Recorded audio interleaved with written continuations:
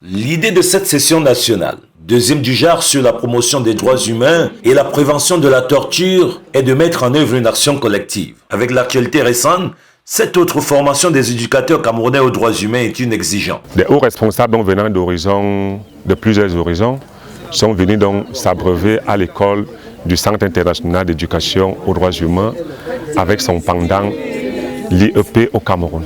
Les questions de torture, qui je l'ai souligné, ne concernent pas au premier chef le Cameroun, mais il n'y a jamais de formation de trop. Le Centre international d'éducation aux droits humains, EQUITAS, touche ici une réalité évidente qui interpelle.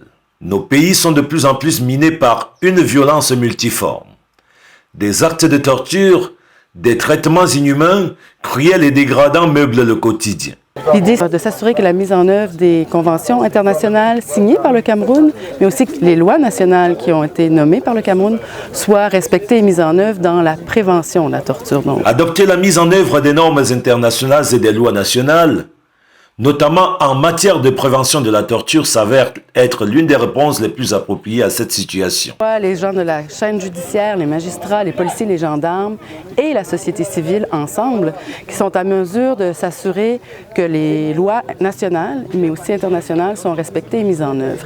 Et pour que ceci soit possible, il faut aussi bien connaître et bien maîtriser ces instruments-là. Déjà en 2017, en réunissant 50 acteurs clés du Burkina Faso et du Cameroun, EQUITAS les avait éduqués, habilités et changés.